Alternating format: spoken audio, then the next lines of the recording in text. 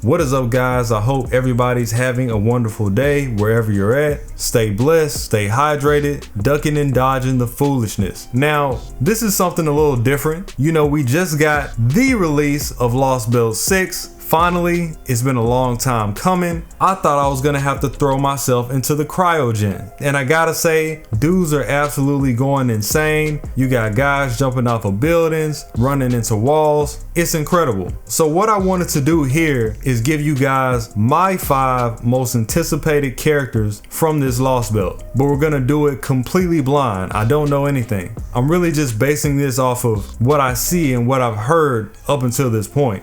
Now, as a content creator, I can't help but have seen some things. That's just the nature of the way it works. And then you got the guys that go out of their way to spoil it for you. So I've seen some of that. But other than that, I would say a good 90% is completely blind. So starting off with number 5, and this is going off of impact. When I say anticipated, I'm really just saying the 5 characters that are gonna have the most impact in the story for me. So for the 5th, I gotta go with Oberon. I've always liked Oberon's design, especially the way that it ties into the whole fairy narrative. It feels like he's a character that really sticks out in terms of artwork, in terms of design, in terms of presence. You know, when I looked him up years ago, you know, it told us that he was a fictional king, but a lot of things in his mythological background have this air that it would bounce really well off the story that Fate carries. And then of course you have that reveal. If you know, you know. That's one of those things that couldn't be avoided. I saw it everywhere when it happened over in JP. So I'm really interested to see how that ties back into Artoria and also the Garden of AVALON, why they chose to take that direction with his character. And I feel like that's really gonna take him up a notch, because that one addition, if it's the way that I'm thinking it is, would make a lot of things come full circle and also give life to some new lore that we've been waiting to delve into for quite some time. For my 4th character, I gotta go with Morgan. This is pretty much a no-brainer. Morgan is undeniably gonna have a huge role in the Lostbelt, considering her place in the story. But I am interested in seeing what do they exactly plan to do with her character. Like, this is a character that's been rooted all the way back in 2004 when Fate first started. It is in fact Mordred's mother, and there's a bunch of ties between her, Mordred, and Artoria that go together that's been a flaming pit in the community for almost 2 decades. So naturally, I want to see how her and Castoria are going to interact. I brought her up before, and one guy was telling me that her character is kind of like the OG Morgan. You know, she is different because it is a Lostbelt, but it's not exactly what you think. There's also the other half where I'm getting word and I've seen that she's one of the strongest mages in the entirety of Fate, which is huge. You know, she does have Rongo. I want to see her ties to that, how she ended up obtaining this position. I've always been interested in the fairy concept. I love it, I love it, I love it. I feel like they're gonna do a really good job with bringing that to life.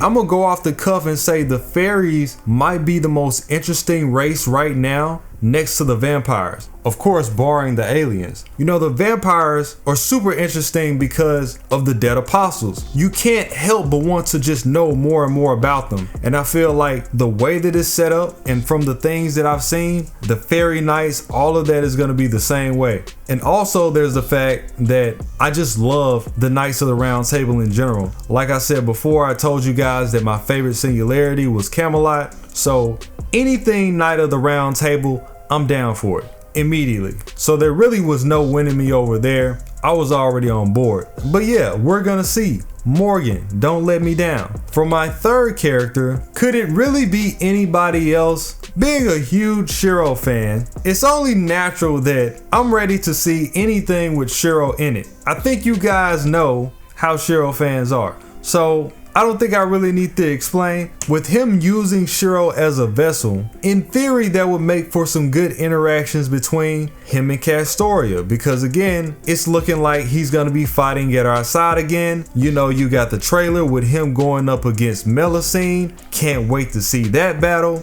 and everything that entails. Super excited to see him at his best. When we were back in Shimosa, he was only in his saber form and he wasn't nearly as powerful as the story carves him out to be in LB6. We got a completely different Saint Graph, and what's more than that, back in LB5 it told us that him and Kirei were running through Servants duo. Just the two of us, me and my mans, yeah, we got him clapped. We got him clappeth. So from that alone, I already know he's about to go in, and I'm here for it. For my second choice, and this is something that's really compelled me more so as of late, but especially now with all the people hyping it up, this downward spiral of emotion that Ritsuka has to go through. And of course Mash as well by extension, but specifically Ritsuka appears as if he's gonna have a lot to deal with. The stakes are being raised once again. I mean, it's not like we're not prepared for it. We did do Lostbelt 5. I mean, after that Lostbelt, what can you possibly be afraid of unless it's Lostbelt 7? I mean, we went up against several guys and came out to tell the story. But what I like about this is that each and every Lostbelt, I feel like they add a new layer. And with this layer in particular, a lot of people make it sound like it's starting to get real personal. And that's what we wanted the whole time, right? We've had little blips here and there where you could see it seep through the crevices every now and then, but now it's starting to become a point where our decisions, people that we decide to ally with, our resources are really starting to take a toll on us. And I'm seeing a lot of that is going to be displayed through the interactions of Ritsuka. Another barrier that we have to deal with. Lostbelt 5 was the same way. Everything was starting to get harder, to the point where it's like even the minor enemies, pretty much everybody was servant level at the very least. So I believe Lostbelt 6 is the same way. There's also another character that I did see, and I really want to know how he came into existence and why the fuck is he that strong? Why is that character that strong? Now, I'm sure a lot of you guys are JP or you've already looked into it, but you know who I'm talking about. Why is that guy that strong? Yo, I saw some of how he was coming and I had to pull back out of the page. I was terrified. So I want to see how we're going to deal with that as well. And then lastly, very obvious choice, my girl, my queen, my king, Artoria, Castoria, whatever you want to call her, and the delegation has decided we are rolling. Love everything about her design. Again, I have seen her ascensions, so I want to see how exactly this super kingly feel that she has makes an impact from the way that we see her at first, when she looks more just like a bystander and she's kind of just taking it all in. What's the progression that made her turn out this way in the Lostbelt? Is it an overall thing? Is it a specific event that she had to go through where she was molded to be this way? And what do we expect from her character? There's a lot of parts of her lore that I want to see touched on. I don't know exactly how they're following her original story as opposed to what's going on in the Lostbelt, but I'm super excited to see them cover that. We know that Natsu is the scenario writer, so I feel like I have no need to worry. If you guys don't know, they've already briefly expressed that the script for this entire Lostbelt on paper is 500 pages long. That's just how Natsu is coming. And I've already said when Natsu gets in his pocket, he's unparalleled. I'm sorry. That's why we're here. That's why I love him. That's why I watched Fate, went back and read it. It made me go back and read Tsukihime. Read it all front to back. Made me go back and watch Kara no Kyokai. Made me read the mangas. Made me play Melty Blood. All of this because this one man gets in the studio and it's really just him. He gets in the studio and does things that I feel like other people can't.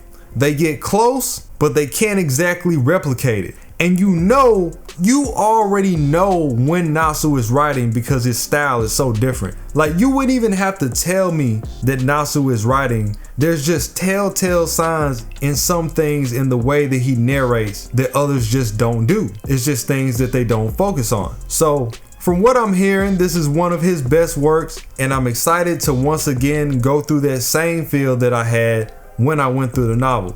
Let that man cook.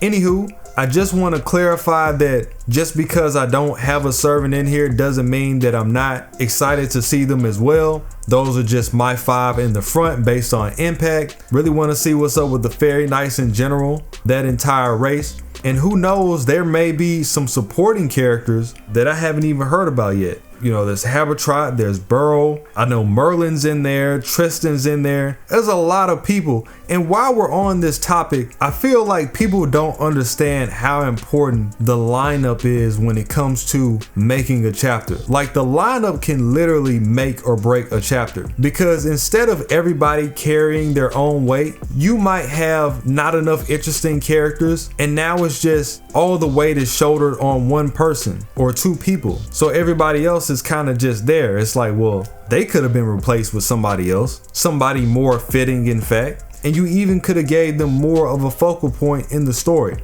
But I feel like LB6, it just gives the air of one of those chapters where everything is balanced. So let's see that carry through. Let me know what your top 5 is in the comments. Good luck on the pulls.